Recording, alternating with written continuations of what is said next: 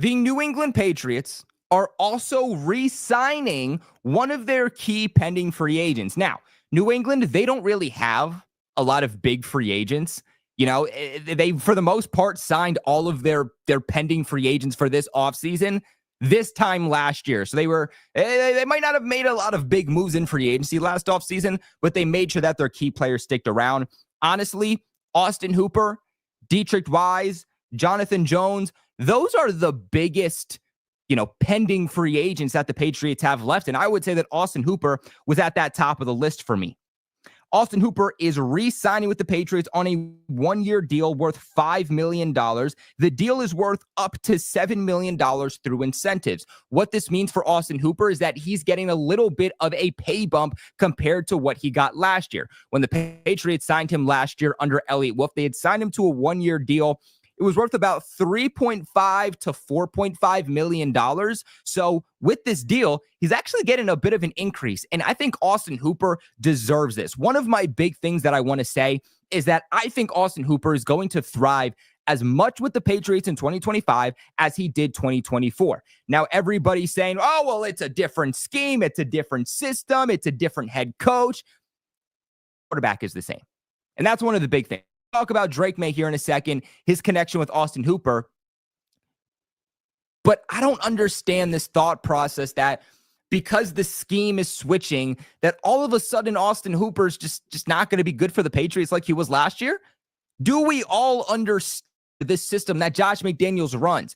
He runs a heavy 12 personnel offense with two tight ends. I mean, think back to some of the most iconic years with Josh McDaniels and Tom Brady. Rob Gronkowski and Aaron Hernandez, Rob Gronkowski, Dwayne Allen, Rob Gronkowski, Martellus Bennett, Hunter Henry, and Mike Gesicki. Oh, I guess that wasn't Josh McDaniels, but Hunter Henry and Jonnu Smith, that was Josh McDaniels. So again, we know that Josh McDaniels loves to operate within that 12 personnel, loves to operate within those two tight end sets. With that being said, you have to have two very good tight ends, and that is what they're getting here. Even if you want to look back to recent history, even when Tom Brady wasn't here, they ran a lot, again, of that 12 personnel between Hunter Henry and Jonnu Smith.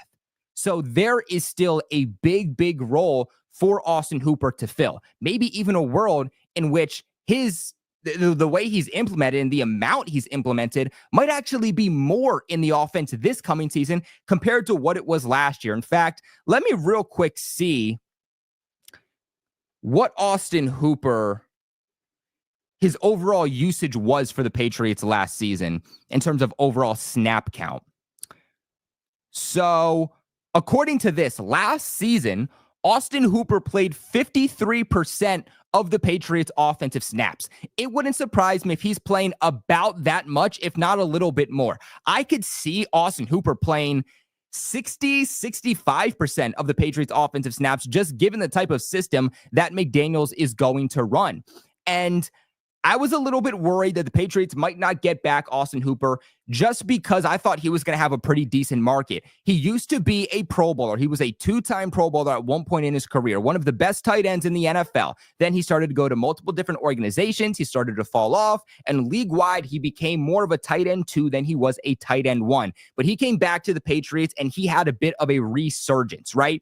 He plays in a total of 17 games. He starts in 8 of them. He's targeted 59 times, 45 receptions, 476 yards, 10.6 yards on average, and 3 touchdowns. There were multiple games where we're coming out saying Austin Hooper was the Patriots' #1 tight end. Again, as many struggles as New England's offense had last year, the tight ends were not one of them. Hunter Henry, Austin Hooper, every given week, on any given week, those guys were simply one of the only, if not the only upside that we would get from the offense. I also wonder if Austin Hooper could look even better with the Patriots in 2025 when it comes to his overall statistics, because if Drake Maye has more time to throw, his passes are going to be more accurate. He's going to be able to target his players a little bit more downfield, which is where we know he likes to operate. What do we also know about Drake Maye? Drake Maye loves to operate in between the numbers, loves to operate with his big body tight ends down the seam. With Austin Hooper, he's not a Jaheim Bell. And that's what I've heard other Patriots fans talk about. well, why do you re-sign, Austin Hooper when you got Jaheim Bell, who you just drafted? You got to give the guy a chance. Jaheim Bell is more of a big-bodied wide receiver than he is a tight end. And the reason that you can't play Jaheim Bell at wide receiver is because he's way too slow to play as a wide receiver, but he's considered fast for a tight end. But he's not your classic tight end. He's not big enough to be your classic tight end. He's not an inline tight end that you're running throughout the seam. He's a gadget type of tight end. He's the guy that you're going to use, as H-back. You're going to be able to put him in the slot, put him outside, put him up the seam. You can use Jaheim Bell in multiple different ways, but you're not going to utilize him the same way you would utilize Hunter Henry, Austin Hooper, Rob Gronkowski, Aaron Hernandez. If anything, and this is a very light comparison, if anything, Jaheim Bell is more of a Jonnu Smith type of role. So with that being said, that's why the Patriots needed more depth here. They needed a tight end too, given the type of system that McDaniels is going to run. And I think Austin Hooper is the perfect guy for the Patriots to bring in. Now, I've heard Patriots fans also say, well, what about Michael Mayer? Why do we not bring him in? Rumors going around that the Raiders are shopping Michael Mayer, who's heading into his third year. Why do the Patriots not give up a second, third round pick for him?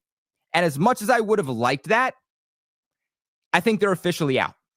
Now, there also was rumors that maybe Josh McDaniels, Michael Mayer, maybe they didn't necessarily get along. So maybe Josh McDaniels goes to Vrabel and Ellie Wolf and says, hey, good player, but I'd really rather sign Austin Hooper than give up draft capital. And that's the other thing. With Austin Hooper, you are getting a poised veteran, a guy who was a security blanket for Drake Maye throughout the entire season this past year. It was, again, one of the only upsides, one of the only bright sides the Patriots had all year.